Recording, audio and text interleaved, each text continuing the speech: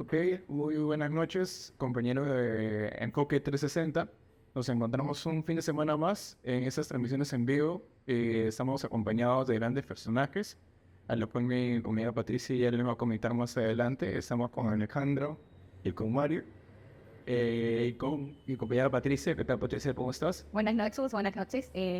Bueno, hoy en día vez más en Enfoque 360 y tenemos como invitado a dos profesionales peruanos, Alejandro Lee, ingeniero geólogo, y Mario Salazar, economista, quien hoy día vamos a hablar sobre cómo es la situación de empresa, ¿no? La economía también un poco del Perú, el desarrollo y la evolución de ambos sectores, tanto minería como agroindustria, ¿no? Quizás brevemente una presentación, Mario, para que La gente que nos ve te pueda identificar más. Sí, mi nombre es Mario Salazar, soy empresario agroindustrial con más de 20 años en el sector. Además, soy profesor universitario, también soy miembro de varios gremios y director de varias empresas, ¿no? Entonces, me gusta tener una visión académica, empresarial en la práctica y también hago mucha vida gremial, en ADEX, en la GAP, en varios. excelente. Alejandro, Una breve presentación para los que Gracias se también conectan. por la invitación. Mi nombre es Alejandro Lee, yo soy sanmarquino, vengo de una familia minera, mi padre fue un geólogo también que hizo mucho para el país, él descubrió varios proyectos y minas que están en operación, muchas de las personas que trabajaron para él manejan compañías y yo seguí sus legados, terminé a San Marcos y decidí tomar mi carrera en los Estados Unidos por más de 10 años en el cual descubrí una mina de clase mundial y en 2014 recibí un premio en Canadá por el descubrimiento de este proyecto y ya está en operación. En 2019 decidí retornar al país para desarrollar proyectos. He estado viniendo varias veces y hoy en día ya tengo una compañía propia que desarrolla proyectos mineros y da servicios de geología para diferentes grupos, ¿no? Entonces, sigo el legado y con las ansias de generar puestos de trabajo en un país minero, ¿no? Genial, muchas gracias Alejandro por esa explicación, muchas gracias Mario. Y es importante destacar las labores de estos profesionales que literalmente brindan valor a nuestro país, crecimiento, y desde la economía en agroeconomía, desde agroindustria, en la minería. Y coméntanos Mario, ha lanzado un libro, ¿verdad? Se llama Resistencia. Sí, resistencia empresarial, reflexiones para tomar impulso en momentos difíciles. Es un libro que nace digamos, de una reflexión honesta de devenir de un empresario. La empresa tiene más de 20 años. Yo estoy a la cabeza de la empresa hace 20 años. Y es una empresa distinta a empresas familiares, pero es una empresa que está en la bolsa. Es una empresa que tiene gobierno corporativo. Es una empresa, digamos, mediana, grande, y dedicada a la exportación, ¿no? Entonces, eh, además de todo esto, mi, yo soy profesor universitario académico y muchas de las situaciones empresariales que me ha tocado vivir siempre comienzo a escribirlas y se difunden en diversos medios especializados. En área PE, en ESAN, su profesor de la maestría de ESAN, en ADEX, en la revista de ADEX, en gestión. Entonces, he compilado los artículos desde antes de la pandemia hasta el último trimestre del 2023 y uno se va dando cuenta de que va tocando temas interesantes, ¿no? Temas de coyuntura política o temas de coyuntura económica, empresarial, temas de liderazgo, temas de finanzas, porque no solo escribo para los empresarios o mis colegas o para mi sector, sino también para mis alumnos. Entonces, trato también en algunas lecturas de enseñarles a los alumnos cómo deben manejar su profesional, cómo deben ser líderes en situaciones, en pandemias o post-pandemias. Entonces, es muy interesante y todo esto lo compilé y lo distribuí. Este libro ha sido, digamos, eh, patrocinado por la Bolsa de Valores de Lima, BNB Valores, Carvinza, PCR, que es un clasificador de riesgo, 10 empresas peruanas que me han patrocinado para escribir un libro, la Asociación de Empresas Familiares, por ejemplo, donde yo también soy parte y miembro. Entonces, es un libro bastante interesante, lo acabamos de lanzar hace un par de semanas y tenemos casi 15 presentaciones en la Feria del Libro, porque es la reflexión de un empresario en su vida empresarial, pero con esa visión de enseñanza hacia la parte académica de los alumnos, ¿no? Sí, Mario.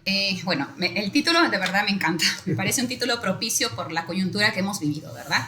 Y ambos sectores, tanto minería, Alejandro, como agroindustria, ustedes, bueno, todos hemos vivido con los conflictos sociales desde el 7 de diciembre, cuando Pedro Castillo intentó dar un golpe de Estado, ¿no?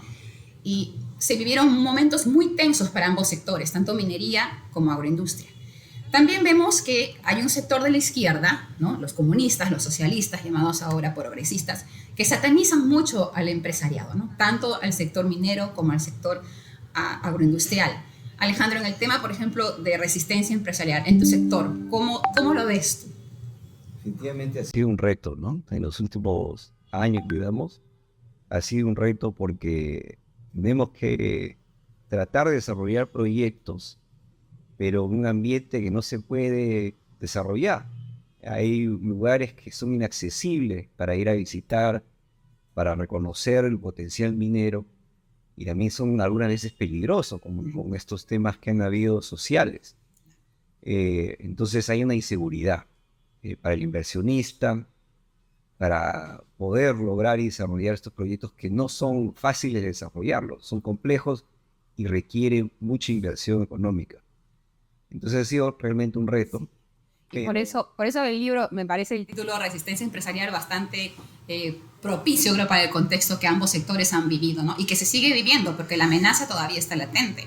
Vivimos en esos conflictos, por ejemplo, en Arequipa se incendiaron la empresa Leche Gloria, se tomaron minas, ¿no? Secuestraron personas. Pero no es un país fácil, no Claro. es un país donde se toman carreteras y se entra la propiedad privada para destruir con esta fragmentación social que tenemos. Entonces el empresario está mal visto, ¿no? Y en verdad el empresario tampoco es que sea un santo, ¿no? Desde los 80s así nos hemos distinguido por ser empresarios casi mercantilistas, ¿no? Pero nosotros, o extractivos, ¿no? Entonces, pero en el sector agroindustrial tú ves que la costa, que era arena, lo ha convertido en áreas verdes, ¿no? En áreas productivas. Entonces, sí se ve inversión, sí se ve trabajo, tecnología, ¿no? Y no solamente damos puestos de trabajo, sino también casi los 70.000 millones que tenemos en reservas internacionales de Perú, viene digamos, de la tributación, no solo de pequeñas, medianas y grandes empresas, sino también de profesionales, ¿no? Entonces eso es lo que nos está transmitiendo a la gente, ¿no? Entonces somos un país difícil porque aparte de ser fragmentados socialmente, también tenemos problemas climáticos, ¿no? Entonces el Niño, el Yaku y todos estos fenómenos naturales juegan en contra. juegan en contra, ¿no? Entonces lo peor que podemos hacer es sumar a la parte natural, ¿no? De los fenómenos del Niño, fenómenos naturales, también un conflicto social, ¿no? Porque eso hace que el empresario igual crece, se desarrolla y va conversando con el mundo, pero ahí es el título, ¿no? La resistencia empresarial tiene que pasar todas esas dificultades climáticas, sociales, económicas. Por ejemplo, el mundo el año pasado estuvo en una ralentización, ¿no? Algunos países han entrado en recesión, quiere decir que nuestro producto de exportación, digamos, han sentido una menor demanda, ¿no? Entonces, y acá en Perú pues se siembra, pues, bueno, abundancia, entonces, algunos productos se han quedado. Entonces, todo este contexto es lo que Resistencia Empresarial lo menciona en el artículo. Y se viene el fenómeno del Niño también y todos esos problemas. Yo lo que le quería preguntar más a los dos es ¿qué enseñanzas de las últimas problemáticas y la volatilidad que tiene el país en los últimos años le puede haber dejado y que puedan recalcarlo a los empresarios que están también afuera luchándole, de repente tienen problemas? ¿Cuáles son tres características, tres enseñanzas que cada uno pueda rescatar en su experiencia como empresarios, que les ha servido bastante? Bueno, definitivamente hay que ser perseverantes, ¿no? Y hay cosas que nosotros tenemos que seguir manteniendo. Hay proyectos muy buenos en Perú. El Perú es un país minero y para desarrollar un proyecto toma muchos años. Hoy en día se habla de 15 años para desarrollar un proyecto minero. Y cuando ya llega a operación está gastando tal vez billones, en las sumas de billones, o sea, miles de millones de dólares. Entonces, en estas épocas vas a tener varios tipos de gobiernos. Hay oportunidades, pero hay que seguir midiendo el riesgo, ¿no? Hay que seguir contemplando qué es lo que está pasando. El país definitivamente es privilegiado por su ubicación. Sabemos que vamos a armar un nuevo puerto en el país que va a abrir muchas oportunidades y también geográficamente tenemos bastantes recursos naturales y hay que mirar adelante, mejorar nuestra política, atraer inversión con nuestros reglamentos jurídicos o estatales y también darle seguridad en el tema social que tenemos, ¿no? Ahora hay un problema grande social que no ayuda a que un proyecto se desarrolle de cualquier tipo de industria. El otro tema es también el tema de la permisología. Los trámites que uno requiere para desarrollar un proyecto son excesivos, son largos y no ayudan a tener un buen desarrollo, ¿no? Entonces, eso es lo que tiene que ver el empresario. Y aparte, la ilegalidad. Hay demasiada ilegalidad. Por ejemplo, en el rubro minero, tenemos que competir con los ilegales, con los informales, y eso es un problema, ¿no? Porque crea una mala percepción, contamina, no le dan las condiciones a un trabajador como debe ser, y no deja desarrollar una buena industria, ¿no? Entonces, hay que reconocer eso. En realidad, la minería formal respeta el medio ambiente, tiene muchos programas sociales y genera trabajo en zonas rurales que no otra industria lo hace, a más de 4.000 metros, y da oportunidades muchas de acceso, energía. Son muchos los pioneros en zonas que no hay recursos, ¿no? Por ejemplo, hay ciudades en el Perú que han nacido de la minería, Claro. y en el mundo. Correcto. Es muy importante ver esos aspectos. Y es muy importante también, hace rato lo comentaste, Mario, que la gente un poquito también, la que nos ve, la gente común, como se dice, común y corriente, sepa, ¿no? Cómo es el desarrollo de una empresa, ¿no? Que no es fácil, ¿no? Porque mucha gente ve el resultado, pero no ve el proceso, ¿no? Y mucha gente juzga, ¿no? Lo decías, el empresario malvado. Claro que sí, también hay, como dices tú, cierto, lo negativo, ¿no? Pero es fácil a veces juzgar, ¿no? Se juzga, se sataniza, ¿no? Sabemos que hay un sector de la izquierda que sataniza al empresariado, ¿no? Incluso está fomentando el cambio de constitución, hablando de una reforma agraria en tu sector, que sería lamentable, sinceramente. Entonces es bueno, ¿no? Y este libro creo que va a contribuir a ello, ¿no? Y es para todo, ¿verdad? Para todo empresario. No necesariamente es para la agroindustria, es para la minería, el sector minero, el sector textil. Sí. Yo creo que todos con este libro van a poder conocer cómo es la realidad. En momentos claves, como le decías tú, se ha enfrentado la pandemia, ¿no? El año 2021. Se ha enfrentado el fenómeno del Niño, ¿no? El Yaku. O sea, el sector empresarial en el Perú ha enfrentado momentos muy críticos, ¿no?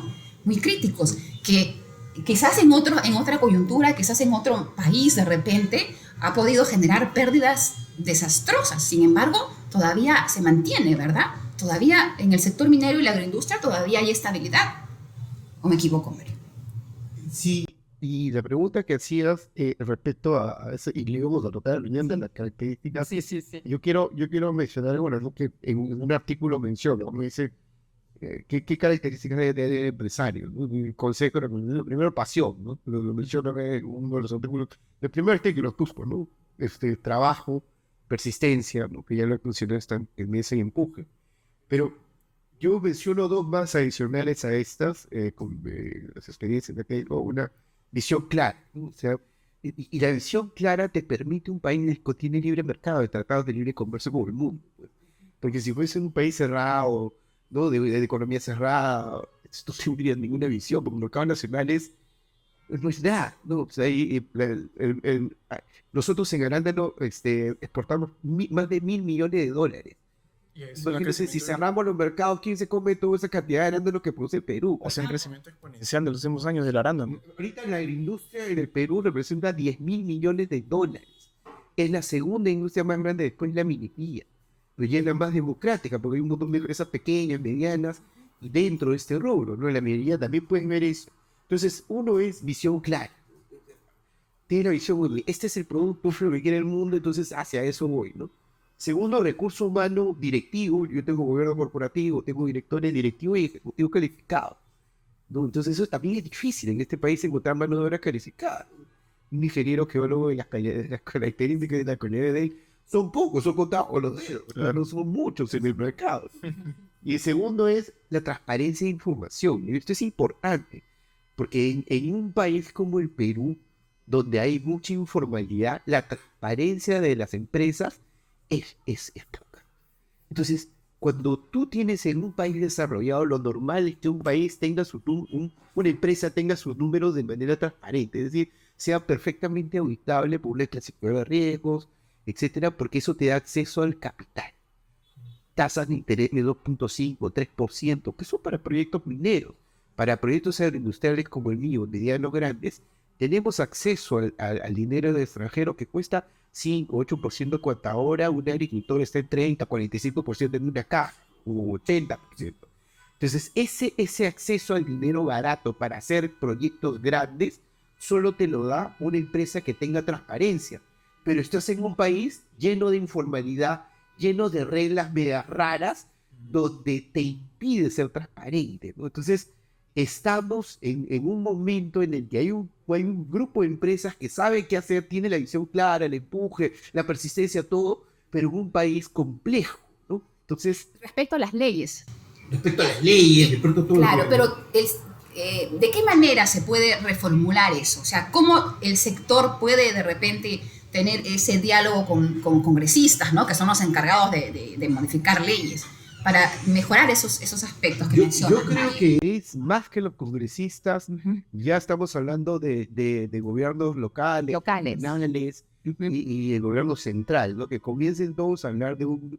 Y hay algo que mencionó Alfonso Bustamante, también de nuestro sector, que es presidente de Confier, ¿no? En los problemas que hay en la regionalización, pero además el miedo que tenemos a dar leyes de incentivos, ¿no? O sea, la ley agraria que hizo eso, antes nos importaban 100 millones, estamos en 10.000 millones, fue por una ley de promoción agraria, que poco a poco estos congresos populistas, antiempresas, se lo han ido tirando, se lo han ido bajando y disminuyendo en el tiempo.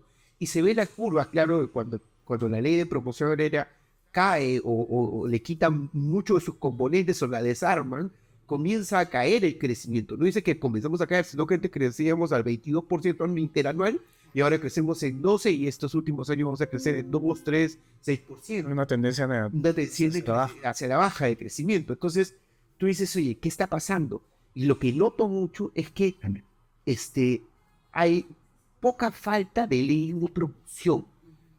Y justamente en la minería, porque por ejemplo en la minería se les dio esas leyes de promoción de estabilidad tributaria y la gente piensa que son permanentes, ¿no? En los últimos debates que hay de la izquierda en el Congreso diciendo, no, que ya se van a renovar las concesiones mineras para darle menores impuestos y esto va a ser permanente. Ya, ¿y qué pasa si hablamos de leyes de promoción para el calzado? ¿Qué llevamos para la industria pesada o la metalmecánica, los que hacen buses y ómnibus?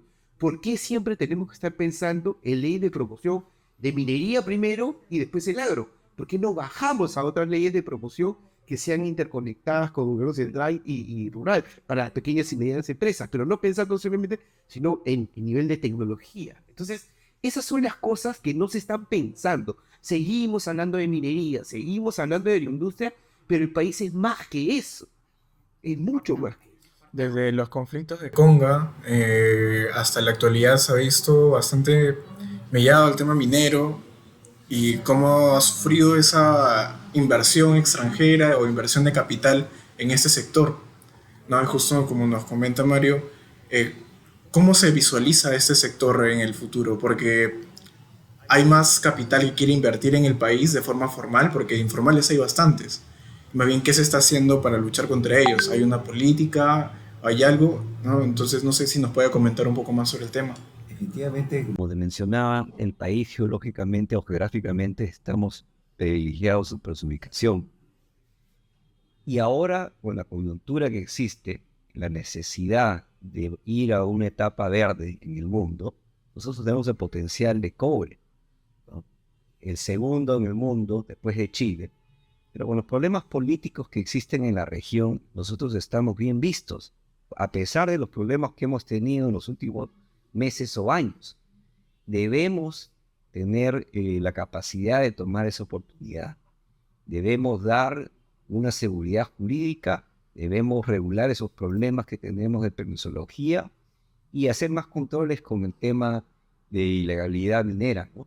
Que genera demasiados problemas a todo el mundo, ¿no? Esta minería ilegal no paga impuestos, no deja trabajar en zonas que tiene potencial minero, que a empresas que sí generan puestos de trabajo, respetan al trabajador y también cuidan el medio ambiente y generan no directa, sino indirecta, otro tipo de industria, ¿no? Como por ejemplo el transporte, comercio, alimentación y X cosas, ¿no? Construcción.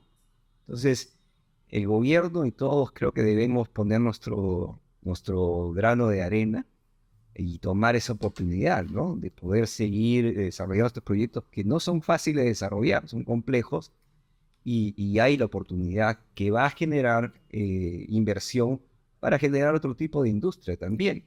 Para los que nos escuchan, para nosotros que a veces somos un poco ignorantes en el tema, ¿no? Así, en un lenguaje claro, preciso.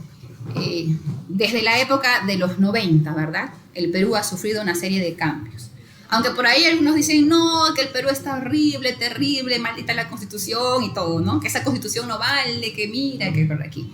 Para entender en cada sector, ¿cómo ustedes pueden explicar a aquellos, ¿no? Como le digo, que nos ven, cómo ha contribuido, qué impacto ha tenido la agroindustria y la minería en todos estos años? O sea, ¿cómo ha contribuido al progreso del país?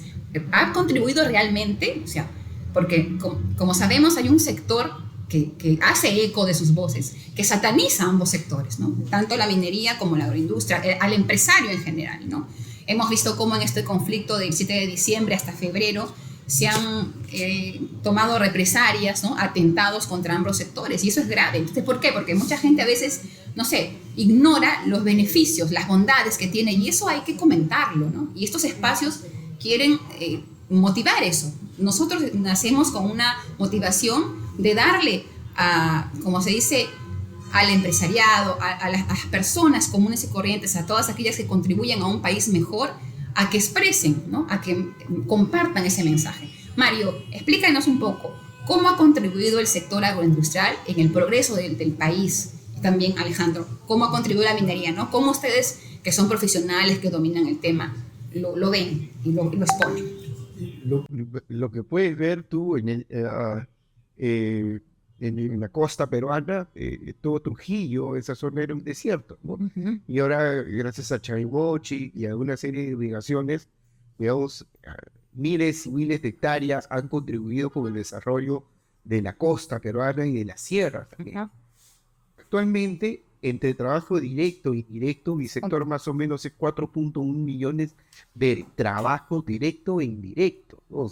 No estamos hablando de la gente que trabaja en el campo, sino estamos hablando del transporte, los que venden fertilizantes, insecticidas, etcétera. O sea, digamos, es súper importante. Yo siempre recuerdo esto a mis alumnos, el día, yo nunca voy a olvidar cuando el Perú estaba en quiebra, ¿no? Uh-huh. No tenía cero reservas internacionales netas. Ahora tenemos casi 80.000 millones de reservas internacionales netas. En ese momento no tienen nada. Y cuando se vendió Telefónica con un monopolio de 10 años y así regalando Telefónica, fueron 2.000 millones de dólares lo que se vendió. Para eso, cuando yo estaba en la universidad, era una fortuna.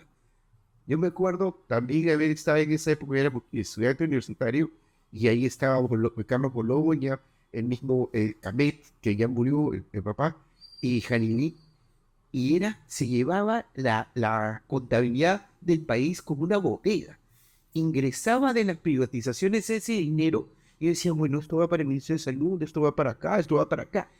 Así de pobres éramos en la época del 91, 92, y encima había terrorismo. O sea, a ese nivel estábamos. Ahora tenemos tanto dinero que se los damos a los gobiernos regionales y municipales y no ejecutan ni el 60% del presupuesto en el año y se lo roban y siguen, ¿no? Y sigue habiendo plata. Entonces, un país donde no tenía dinero, donde el ministro de Economía con su cajero decían esto ingresaba de plata en la privatización y repartían dinero centavo por centavo, dólar por dólar, a un país donde ahora derrocha eso, es increíble. Y que una agricultura, que todo era desierto y que en agricultura no había empleo.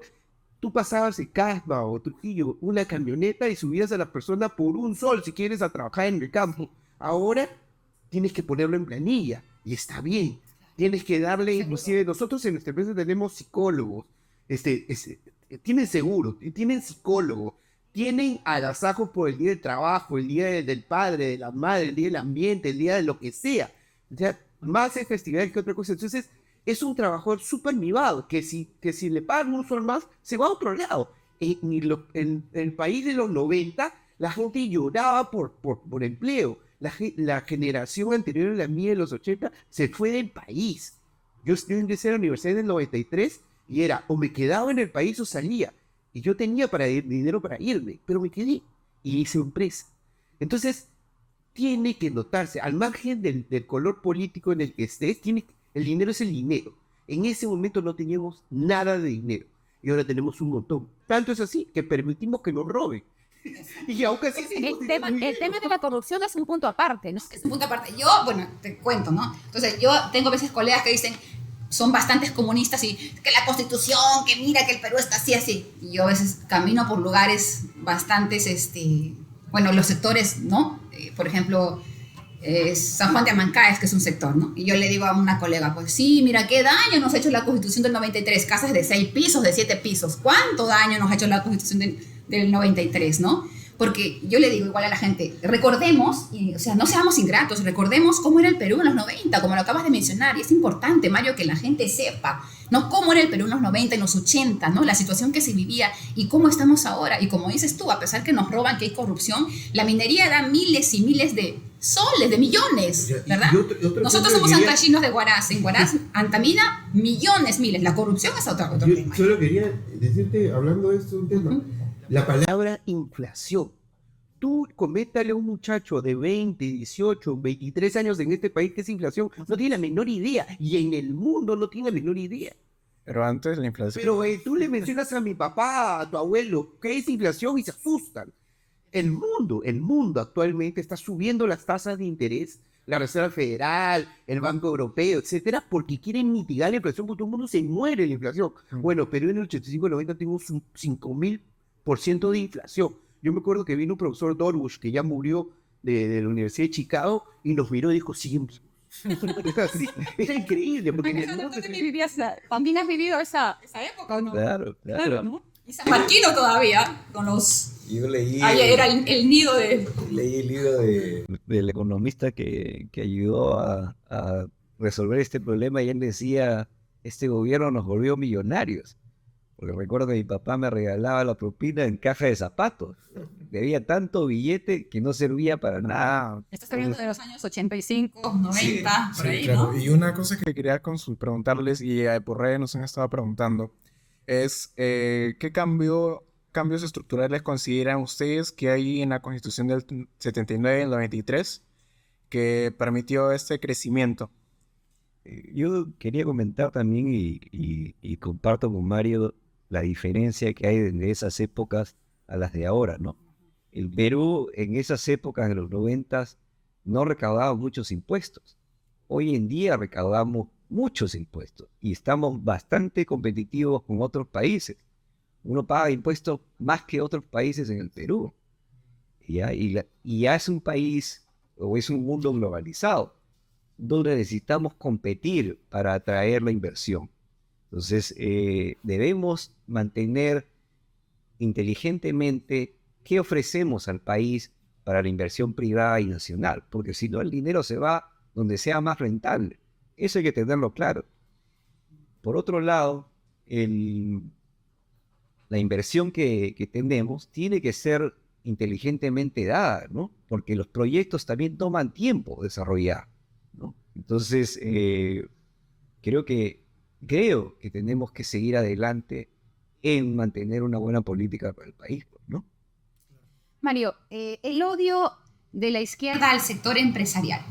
Me mencionabas que hay una parte en tu libro en que también lo tocas, ¿no? Porque yo siento, ¿no? Y que creo que no solo yo, hay muchas personas que nuestra diversidad cultural también, obviamente, que juega un factor importante, ¿no? Pero hemos visto, pues, en los conflictos que se ha vivido, mucha segmentación, ¿no? Y mucho resentimiento, el hecho el tema del racismo, ¿no? El tema del sur contra el norte, contra el centro, contra los limeños, sí, ¿no? Que ustedes son así, nosotros somos así. Vemos como figuras de la izquierda, ¿no? Bastante populares y apoyadas en un momento con el entonces presidente Pedro Castillo, ¿no? Enarboló esa bandera, ¿no? Del racismo, de la discriminación, pobrecitos, ¿no? Somos los discriminados, ¿no? Nos explotan, el empresario nos explota, ¿no? La mina viene y que destruye, ¿no? Contamina los ríos y todo eso, ¿no? Entonces, satanizando mucho al empresario, generando odio, y un odio que se ha visto reflejado, como digo, en la toma de rehenes en minas, en la quema de la Gloria, creo fue. Gloria. No, Gloria fue, ¿no? Que llegaron en el aeropuerto, ¿no? O sea, hay este odio tan promovido por un sector político de la izquierda. Sí. ¿Qué opinión te merece? ¿Qué opinión les merece a ambos esto? El libro, el prólogo lo escribió Fernando Sillón, ¿no? Es muy amigo mío, comparte directorio en varias empresas conmigo. Y Fernando también es minero, la familia son mineros también, ¿sabes? En minería y industria. Yo escribí un artículo que se llama No nos odien. No nos odien. Y entonces Fernando, cuando hacíamos la reflexión en uno de estos eventos que tenemos difundiendo el libro, decía ese libro, ese título debió ser No nos odiemos, ¿no? Entonces yo hacía un artículo protestando por este odio, ¿no? Pero al final tú te das cuenta que cuando tú te vas y tú que estás en minería te vas pues al Perú profundo, en realidad el peruano no es violento, ¿no? Son un grupo de asusadores radicales que mueven una gran masa. Entonces, la única solución para eso es el imperio de la ley. Es decir, estos asusadores no tienen que quedar impunes. Tiene que castigarse la toma de carreteras, tiene que castigarse el romper una propiedad privada, tiene que castigarse el ir y quemar un juzgado, un poder judicial, etc. Entonces, ¿qué pasa? En el país estamos acostumbrados a la impunidad. Entonces, eso no significa mano dura, eso significa aplicar la ley.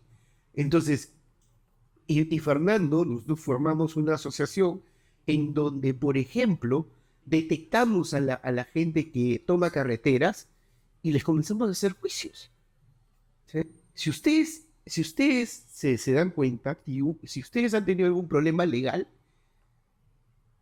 que alguien te denuncie por cualquier cosa así sea falsa y entre a fiscalía, es un dolor de cabeza porque te van a aceptar 10.000 veces, ¿no? Cualquier persona en el Perú. Entonces un poco la lógica era, ¿qué es lo que tenemos que hacer? Hay que denunciar a esta persona para tomar carreteras. Hay que denunciarnos penalmente porque la ley nos ampara. Entonces ahora, un grupo de ciudadanos y empresarios nos hemos dedicado a hacerle la vida imposible a estos asusadores, ¿no? Para que no haya impunidad, denunciándolos y gastando nuestra plata en la denuncia. Ellos hacen su plata también en defenderse como abogados en el Poder Judicial. Eso es lo que tenemos que hacer, desde abajo, sin palabrero, sin floro. Tú conoces a uno, denúncialo, detéctalo y denúncialo. Te vas a gastar 2.000, 3.000 soles, hazle la vida imposible a ese asesoror. Eso es lo que yo digo. Y es muy importante porque al final esas personas terminan perjudicando la economía tanto de los empresarios como del país, porque los empresarios dejan de invertir y dejar de invertir es que menos personas obtengan un trabajo, un empleo formal. Y bueno, vemos cómo la minería, bueno, a veces llega a ser ilegal. ¿Qué tanta intromisión usted ha visto de Bolivia en el tema minero acá en Perú? Mucho se dice de que el oro de acá en Perú se sale por Bolivia, el oro ilegal. Sí, ¿Es cierto? Se habla mucho de que Bolivia reporta producciones de oro bastante considerables. Para no tener tantas... Pero geológicamente no es un país que tiene mucho potencial de oro. tiene otros minerales económicos potenciales, pero no la cantidad que sea similar a lo que Perú produce. Entonces, definitivamente hay un problema que se tiene que ser resuelto ahí. La participación de Bolivia en muchos de estos problemas de contrabando, de ilegalidad, o de traer esta gente que predica problemas sociales, ¿no? Yo comparto mucho contigo, Mario, el tema de la ilegalidad se tiene que reportar y cortarse de la raíz. Y también yo creo que no existe una diferencia social, ¿no? Somos bastante mestizos o mezclados de razas en este país, ¿no? Y siempre ha sido muy común que ciertos grupos usen eso para controlar a la gente. Cuando uno viaja a un pueblo, definitivamente ves grupos muy pequeños que quieren controlar un distrito, una región, un pueblo, pero son grupos muy pequeños que deberían ser controlados, deberían ser reportados, porque su razón o su objetivo es simplemente interés propio. Sí. No hay nada que otra cosa. Hace rato, Mario, mencionabas tú, y cuando yo mencioné El tema del odio, ¿no? Tan latente, esa división por parte de un sector político, de congresistas incluso, representantes de la patria, ¿no? Padres de la patria, ¿no? Que tienen un discurso bastante, de verdad, disociador, bastante confrontacional, ¿no? Que llama incluso a la victimización, pero no solamente tenemos por parte de nuestros paisanos, nuestros connacionales. Fue más de un mes, nosotros asistimos a un informe de Amnistía Internacional. Tú debes conocer esa institución, de repente te has escuchado, Alejandro. Ellos presentaron un informe cuyo título era Racismo Letal, ¿ya? Y cuando tú ingresamos al evento, porque nos inscribimos todo, un poco para informarnos también, ¿no? Tú sabes que Amnistía Internacional, pues su mismo nombre lo dice, ¿no? Es una organización que tiene pues un eco en el mundo, ¿no? Y era de verdad casi una película de terror esa exposición. Satanizaba a la Policía Nacional. Su informe era, sinceramente, una película de terror, ¿no? La representante, una canadiense, una señora muy culta, comenzó su ponencia contando una historia dramática, ¿no? Entonces, sinceramente, o sea, vemos que este tema de la división, del odio, de la confrontación, no solamente viene por parte aquí, ¿no? Ya yo pienso que hay una confabulación a veces internacional, ¿no? Porque sabemos también que hay intereses, y es que el Perú, como le decía Mario, como lo dice Alejandro, es un país muy rico, ¿no? Es muy rico. Yo creo que se ha convertido, digamos, metafóricamente hablando, como la mina de oro de Sudamérica, de Latinoamérica, y están todos expectantes, ¿no? A tomar, porque obviamente es por el poder, ¿no?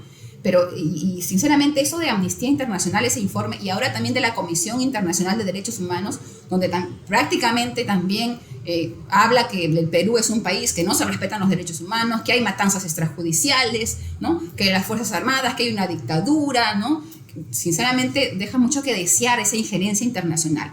Lo mencionas en el sector minero, Puno también, que está por el sur, ¿no? Entonces, hay una amenaza latente, sinceramente, ¿no? Y a veces nosotros, los comunes y corrientes, vemos que el empresariado, decimos, ¿qué hace el empresariado? ¿Qué está haciendo? ¿Qué debe hacer? ¿Qué debe hacer, Mario? ¿O qué está haciendo? Coméntanos también, Alejandro, luego.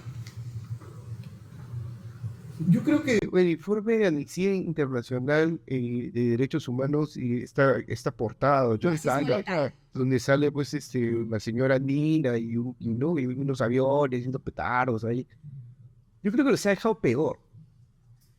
Yo creo que digamos, antes de Pedro Castillo, sí, la opinión pública era muy condescendiente con estas opiniones, ¿no? Pero ahora realmente se ha visto sesgada la opinión, ¿no? parcializado. Y gente que no es tan radical de izquierda se ha visto hasta avergonzada de un informe así, ¿no? Entonces creo que es un informe que ya la gente está, ¿no? No puede ser, pues, tú hablas con la gente, digamos, de centro, o de centro derecha, o un poco de izquierda más razonable. O pensante, ¿no? No puede ser que, pues, los militares de Chavín de Huanca sigan pues enjuiciados, ¿no? Entonces, esto es el mismo origen, ¿no?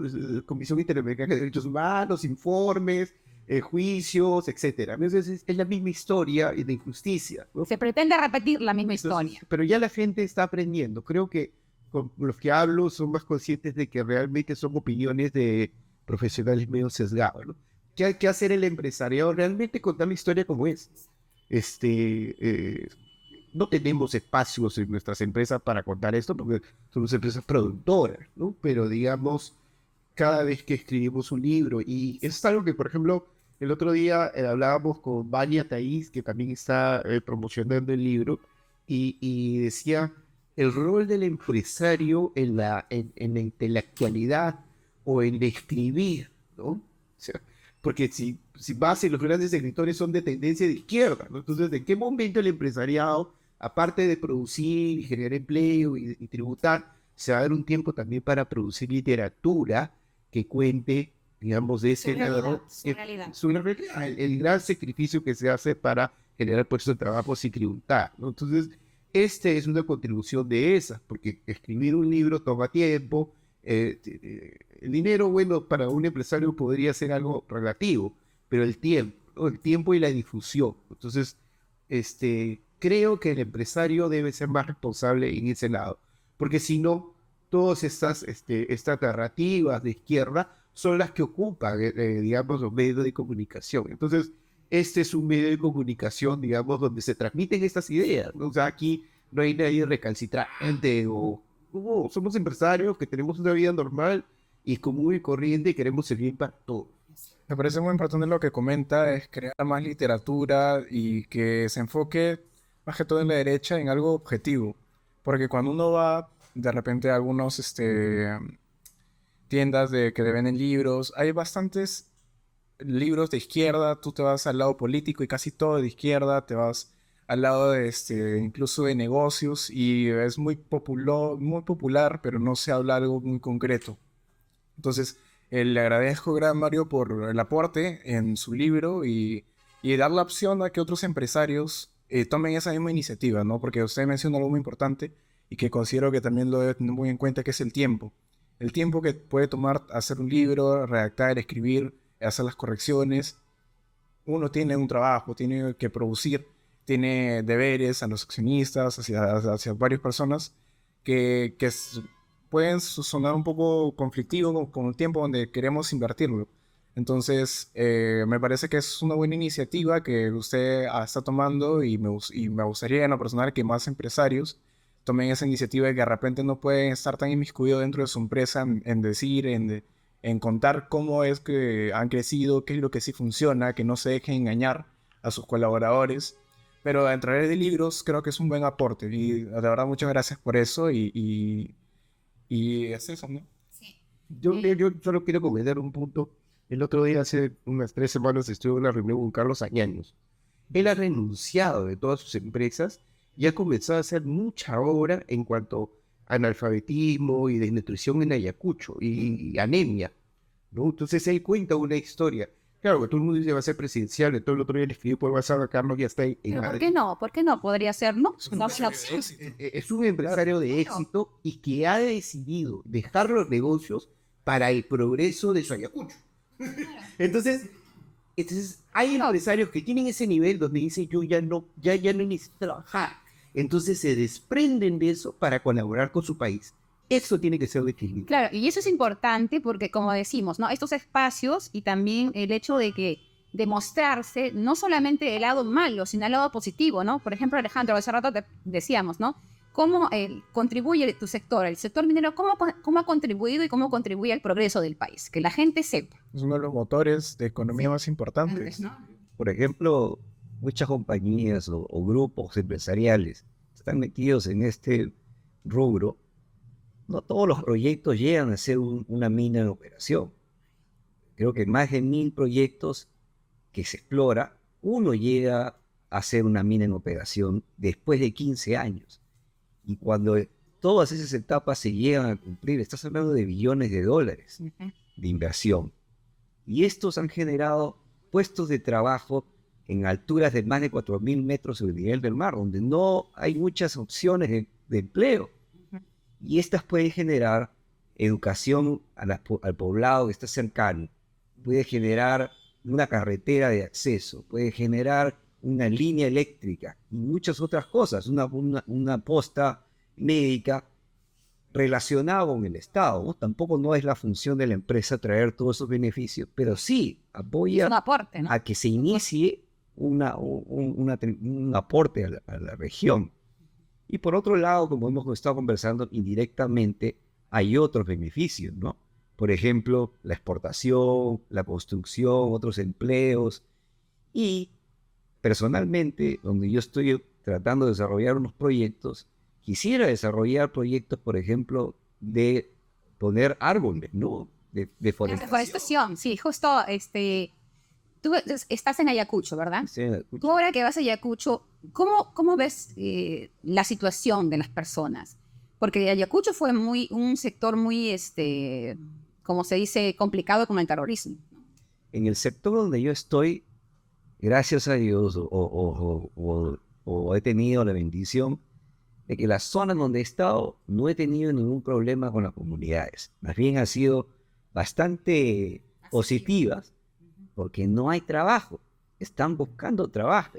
Y como Ayacucho no tiene una compañía minera grande hoy en día, o no hay una operación grande hoy en día, no hay estos grupos que tratan de crear una mala imagen de la industria minera como tal. Entonces, ha sido positivo y, como te decía, hay otras opciones que se pueden generar. Lo que el empresario necesita es generar el proyecto y se podría hacer, por ejemplo, espejos de agua, apoyar, por ejemplo, en el tema de la vicuña, en el tema de los ganados, alpaca, y hay muchos más, ¿no?, que se podrían generar. Una de las cosas que quisiera mencionar en el Perú que necesita más es más represas.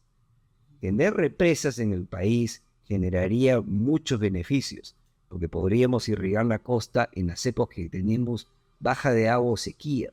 Podríamos generar más electricidad y reducir el costo de electricidad. También todo gobierno o grupo que entiende el desarrollo de un país va a saber que generar más carreteras es el inicio del progreso. Y en los 90 se hizo eso. Uno, para ir a Ayacucho, a Bancay, desde Lima, se tomaba más de un día para llegar en esas épocas.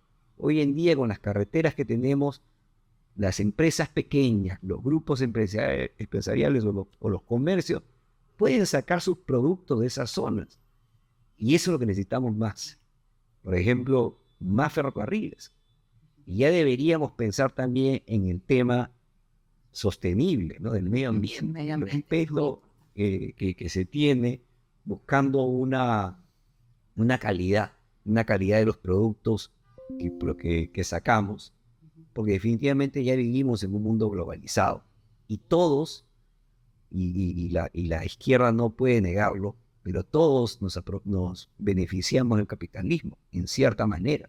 Entonces, yo estudié en la San Marcos y vi muchos compañeros míos que venían de recursos muy bajos, pero hoy en día ellos, por sus propios logros y no por una diferencia política o social o X, son empresarios hoy en día. Muchos han sido gerentes de empresas internacionales beneficiados por la política de los 90, que trajo bastante inversión. La Constitución del 93, definitivamente. Mario, y ambos, ¿no? ¿Cambio o reformas de la Constitución del 93?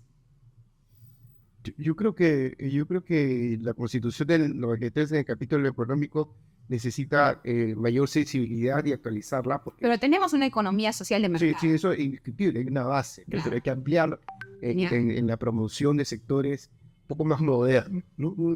¿Cómo es posible que este país siga hablando pues de agua y desagüe, que Puno no tenga agua y desagüe?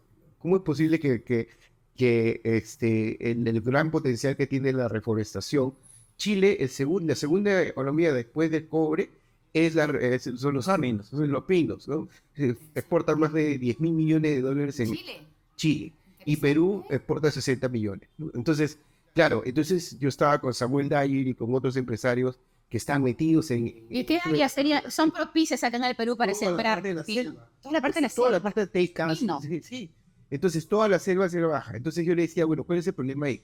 Me decía, la única manera de mandar eso hacia la costa para que salga por navíos es tirarlo pues al río, los árboles, tirarlo al río, que se lo lleve el río y por allá lo recoge. Entonces, la única... Entonces, ¿qué tiene que hacer? Un tren, pues. Un tren. Un tren que sale. Creo que Rafael López Aliaga hablaba a este Por momento de supuesto. un tren. Y dice, ¿cuánto cuesta eso? Tenemos 80 mil millones de dólares en la saca. Eso es lo que él hablaba, es infraestructura. Entonces están básicas como represas para que la sierra sea productiva. Incluso está básicas como agua y desagüe para que Puno y ciertas ciudades del sur que no tienen agua y desagüe tengan agua y desagüe. Así de fácil, ¿eh? O sea, sin ser de izquierda, ni de derecha, ni reformar la constitución, ¿no? Tercero, el gas. Que el gas llega al sur y llega a Lima y llega a varias zonas del norte, ¿no? Que ya tenemos gas, tenemos un mundo, ¿no? Y cuarto, una infraestructura básica, que se conecte por favor la selva hacia la costa para sacar todos esos maravillosos productos y toda esta reforestería. Y con eso nomás, agregas casi 20 mil millones de dólares, es un 2-3% del PBI nacional. Si te dejas de ideología y solo trabajas en infraestructura y cubres esa brecha sin hacer ningún cambio en nada, simplemente te dedicas a hacer obras de infraestructura. Tengo la sensación de que a partir de Odebrecht, la inversión en esa infraestructura Se ha vuelto timorata. sí, se ha vuelto algo muy complejo y la gente desconfía bastante de las obras que se hacen, porque cada obra que se hace dicen que hay corrupción. Y a veces... Gobierno a gobierno, parece que esa imagen está, a partir de lo que hizo Neuhaus, está comenzando. Que funcione, por amor de Dios, que funcione. Porque si este país logra cubrir esa brecha de infraestructura, ese país va a ser otro en 15, 20, 30 años. ¿Qué opinión te merece el primer ministro con la presidenta, ese dúo? ¿Qué opinión te merece? ¿Cómo ves su trabajo hasta el día de hoy? ¿Cómo lo ves? ¿Cómo lo avisoras el futuro? El otro día estaba en una reunión en Piura con un ministro de trabajo de este régimen, porque ya lo cambiaron. Entonces, Acaba de renunciar la ministra de Salud. sí. El dengue. Y recuerdo claramente, estaba en Piura, estaba el ministro aquí y la viceministra de Comercio Exterior, y comenzaron a hablar los empresarios en Piura y me dieron la palabra para hablar. Y lo único que le dije es, agradezco que haya un ministro de Agricultura, ministro de Trabajo que al menos sepa del ministerio, y que al menos esté 2 meses. Entonces, digamos, suficiente hacen que sean profesionales y que se mantengan en el puesto, ya para eso es una tranquilidad para el sector empresarial. Ahora, si le vamos a exigir más, ya me da miedo. Entonces, digamos, que se mantengan, o que renuncien gente ineficiente, o que hay gente que se les... ¿no? Que se le viene Justo lo que estás comentando también, Alejandro, vemos esa realidad, ¿no? Vemos a veces que los cargos de ministros no dan la talla, ¿no? No responden a las expectativas, a la problemática, ¿no? Y un poquito uno se pregunta, profesionales, por ejemplo, de tu calidad, la calidad de Mario, no sé, y otros profesionales que existen, ¿por qué no son llamados a la gestión gubernamental? ¿Por qué crees tú? Definitivamente es una responsabilidad y te expones, ¿no? Y muchas veces, claro, hay un temor porque ocupar un cargo político, estás expuesto a la crítica, a que te saquen 1000 cosas. Definitivamente, si tú tienes amor para poder aportar a tu país, es una buena forma. Que no sea un interés personal. Claro. Y también yo creo que debería haber un poco más de restricciones. ¿Quiénes entran a gobernar? No es una vergüenza, lamentablemente, el Congreso, ¿no? Tenemos un Congreso y también unos ministros que no dan la talla. Entonces, el país necesita, y hay, como tú lo mencionas, profesionales de muy alto nivel que tienen mucha experiencia, que merecen estar en esas posiciones, ¿no? Que a nuestra juventud les dé orgullo el tener un ministro que realmente demuestre, ¿no? ¿Sí? Porque el país, en realidad, como lo he estado mencionando, geográficamente y también políticamente estamos bien ubicados. O sea, con el puerto que van a abrir, va a generar industria o maquinaria más barata que puede entrar al país, que va a venir directo a la conexión con Asia, y también nosotros podemos sacar diferentes productos más baratos con una logística más económica. Entonces, como Mario lo repite, necesitamos más infraestructura. Y ese es el motor. Y también, para que se dé esa cosa, necesitamos políticos que nos apoyen. Es un tema a mejorar, ¿no? De verdad, Mario, por lo escuchado, debería ser el nuevo ministro de Economía. Ojalá que alguien te llame. Sinceramente, ojalá que alguien te llame. El próximo, por favor, gobierno, llamen a Mario Salazar Vergaray para ministro de Economía. Y acá tenemos también al ministro de Energía y Minas. Ayer venía, Participación, más participación. Ayer venía con un chileno de Casma hacia Lima. Y toda la pregunta desde Casma hasta Lima es, quiero ver que me digas dónde está el puerto de Chacay. Ah, sí, sí, escuché. Quiero saber dónde es el puerto de Chacay. Y lo hice pasar, o sea, por la Panamericana le dice el puerto de Chacay. ¿No? Wow. Entonces, Es el puerto más importante de Latinoamérica, es más grande que... porque tienen calado más alto, entonces pueden venir barcos más grandes y cargar más contenedores. Entonces el costo del flete unitario de lo que manden baja. Entonces pueden hacer viajes largos hacia Asia. Entonces eso de ese calado alto no lo tienen en Chile. Y en Perú tampoco, ni hablábamos de Chancay. Y de repente descubrieron eso porque, digamos, está escrito seguro en algún proyecto, en una consultoría, debe estar eso. Pero yo le decía al chileno, si no hubiese venido Chile a hacerlo, el Perú se hubiese demorado 50 años en hacerlo.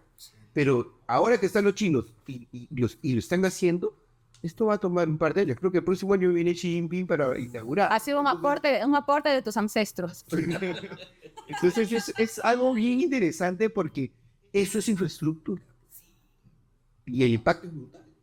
O sea que ya no vamos a pelear solo por la selección, por los partidos de fútbol, Perú-Chile, ahora vamos a pelear por puerto a puerto.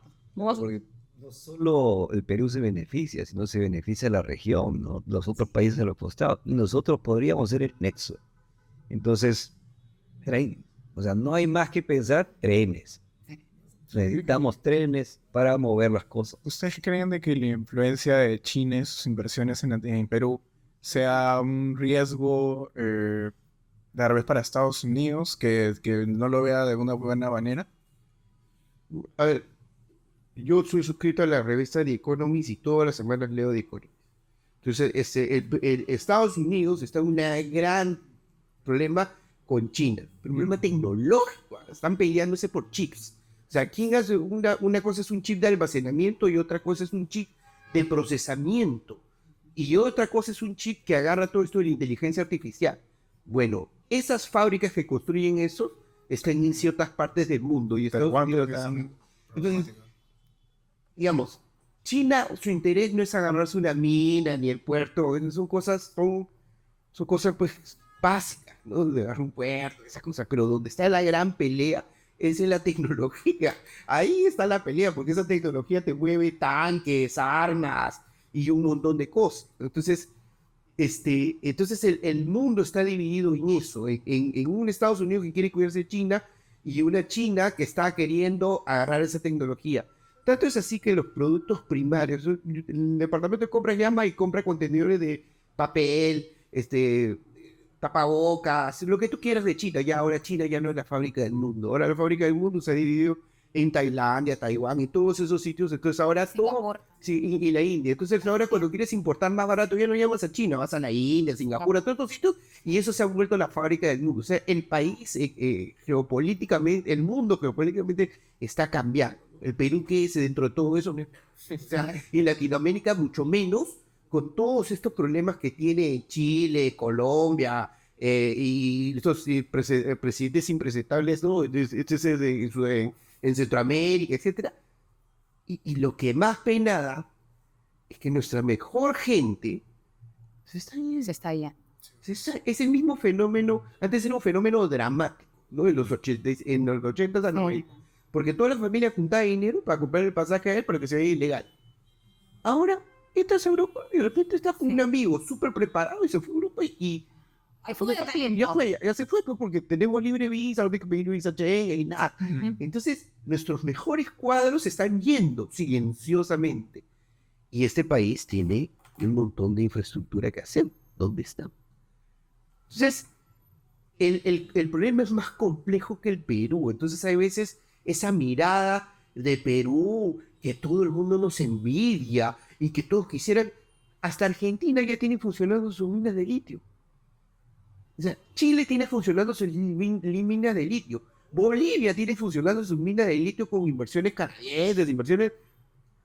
Y aquí en Perú seguimos hablando, Bolivia, punto tiene litio. Uy, vamos a ser millonarios. El 80% de un carro eléctrico, que para el 2030 el mundo la mayoría de sus carros van a ser eléctricos, se construye de litio y cobre. ¿Ok? En Perú tenemos reservas, sí, pero también en otras partes del mundo, por si acaso, ¿no? Bolivia, Australia, Canadá, Argentina. O sea que mientras que nosotros nos peleamos y pensamos que somos la última chupada del mango, nosotros no estamos avanzando. Y esa es la lamentable historia de este país. Tenemos el recurso, pero no avanzamos, no avanzamos. Y en eso, las generaciones que hablan inglés, japonés, que sus papás nos alimentaron bien, pagaron buenas universidades, y Lo mandan afuera, de frente. esa es la gran pérdida. Y son oportunidades, ¿no? Porque hasta que no hay una nueva tecnología, el litio tal vez va a ser lo principal para las baterías, ¿no? Pero ya se habla de otras tecnologías, ¿no? Por ejemplo, el hidrógeno. Ya hay camiones o maquinaria pesada que ya está trabajando con hidrógeno ¿De dónde se extrae el en el hidrógeno? agua. Agua. Sí. Interesante. Entonces, tenemos que ganarle esa oportunidad creando una buena, ¿cómo se puede decir?, tranquilidad para que el inversionista genere esas oportunidades. Y no son inversiones bajas, ¿no? Claro. Y como lo dice Mario, no solo es el tema del recurso, sino es toda una cadena de negocios para generar eso, ¿no? O sea, si nosotros producimos litio, ¿a quién le vamos a abastecer para los carros? Entonces, toda esa cadena tenemos que nosotros generar como país. Y mucho de eso nace en los políticos que tenemos, lamentablemente, ¿no? Si seguimos teniendo políticos que no dan la talla y van a ver su propio interés, vamos a seguir teniendo problemas. Y no lo pagamos ahora, sino lo pagamos los 5 años. A largo plazo. Sí. A largo Entonces, definitivamente, el gobierno ha demostrado no ser un buen operador. Y hoy en día la fiscalización tampoco no lo hace, ¿no? Entonces, tienen que mejorar, porque si no, no hubiera ilegalidad. Ujú. Bueno, ha sido una plática muy amena, sinceramente. Hemos aprendido bastante de ambos sectores y espero que también los que nos están espectando hayan aprendido. El libro Resistencia Empresarial, ¿dónde lo encontramos, Mario? El precio, importante. En librerías Virrey y en librería Punto Azul creo que voy a ir mañana Vas a estar en la Feria del Libro también. También vamos a estar en la feria de Junto con el tres, profesor de ruedas. tres presentaciones. Tenemos Vamos a la, hacer de Fujimoristas, ¿ah? Fujimoristas. No, ¿qué va a ser? Y su empresa, Sí, Nosotros somos una empresa de servicios geológicos. Entonces, cualquier emprendedor que necesite apoyo para desarrollar un proyecto minero, tenga problemas de encontrar su mineral, nosotros podemos apoyarlos en toda esa etapa, ¿no? También soy CUMPE, que hace los reportes técnicos para desarrollar inversión o buscar inversión en los bancos. Podemos hacer esos reportes y nos se puede encontrar en apexploration.com, ¿no? En la página web, apexploration.com. Para culminar, una reflexión de ambas partes para esos empresarios, esos emprendedores que hay muchos ahora, ¿no? ¿Qué sugerencias le podrías dar? y ya comenté estas características de la persistencia, etcétera. Y yo veo mucho, soy profesor universitario y me cruzo con muchos jóvenes, ¿no? Claro. Y la verdad es que la tecnología es lo que un poco va a jalar esto, ¿no? En desarrollo futuro. Entonces, y otra cosa que es importante, antes, cuando tú tenías acceso a, querías la mejor educación, yo fui educado en Estados Unidos, ¿no? Mi maestría la hice allá. Entonces, pero ahora no puede ser Virtual. ahora y acceder al mejor conocimiento del mundo. Entonces, ¿qué sugiero? El conocimiento está ahí. Lean el país y vean las oportunidades, ¿no? Entonces, estos emprendedores jóvenes tienen que estar focalizados en eso. Los de mediana edad y los demás vamos a pelear para que este país no se cierre, o sea Venezuela, o sea lo que sea, eso es nuestro trabajo. Pero ellos tienen que, digamos, ¿no? Todas las herramientas tecnológicas y todo el conocimiento está ahí. Alejandro. Definitivamente, con la tecnología tampoco no se hace fácil, ¿no? Por ejemplo, hace 100 años para desarrollar cualquier industria se requería mucho más empleados de los que ahora requiere una empresa, ¿no? Las maquinarias ya hacen el trabajo de muchas más personas que se les requería antiguamente, ¿no? Entonces, características como menciona Mario, yo diría o añadiría o sumaría a este tema, es la honestidad. El desarrollar una marca, por ejemplo, uno compra un Casio o compra un producto de marca, es porque ya tiene un respaldo garantizado, ¿no? Por ejemplo, Toyota. ¿No? Tú te compras un Toyota porque sabes que te va a durar un buen tiempo. Eso se llama marca. ¿Y cómo desarrollas la marca? Siendo una persona honesta, ¿no? Cumpliendo tu trabajo. La otra, como menciona Mario, es mantener tu educación. Sigue educándote. Y hoy en día no tienes que pagar mucha plata para educarte. Ya con el internet la educación es muy fácil de llegar. Y perseverancia, ¿no? Definitivamente hay retos. Por ejemplo, cuando hice este descubrimiento en Nevada, hice una presentación en el Westy y lo llamé perseverancia. Porque proyectos, este proyecto que desarrollé en Nevada, había así explorado en los 80 muchos años y con mucha inversión y no se logró. Pero perseverando se puede lograr estos objetivos, ¿no? Entonces, estamos de crecimiento, tenemos oportunidades, como mencioné antes, creo que debemos tener un poquito más de respeto por quién va a votar en las siguientes elecciones, ¿no? Creo que eso va a ser... Para eso estamos, este espacio está para eso. No se preocupen que el próximo gobierno va a ser alguien mejor, sí. Tenemos fe en eso, tenemos fe. Que Dios nos ayude. Y con personajes como ustedes, profesionales como ustedes, están construyendo un mejor país. Creo que tenemos mucha buena fe, buena expectativa para un mejor país, una mejor calidad de vida aquí. Gracias, Mario. Gracias, Alejandro. Muchas gracias. Y ha sido un honor tenerlo, sinceramente, Mario. Ha sido un honor tenerte. Gracias. ¿Y dónde encontramos nuevamente tu libro? Tienes que comprarlo, Alejandro, por favor. ¿Ah? Nadie se va si no compra el libro. Iría en mi rey, Punto Azul, y si no, me siguen mis redes. Y, Ah, ¿tus redes sociales? ¿Estás? Escuela de Conocimiento Compartido, Ah, perfecto. Mario Salazar. Genial. Y Apex. Apex Exploration. Apex Exploration. Gracias. Bueno, Muchas gracias. entonces, Buenas noches. suscríbanse a sus redes sociales, síganos en su página web y con nosotros será hasta la próxima semana. Muchas gracias y suscríbanse al TikTok, Instagram, Facebook y eso es todo. Muchas gracias. Hasta luego. Gracias por la invitación. Gracias.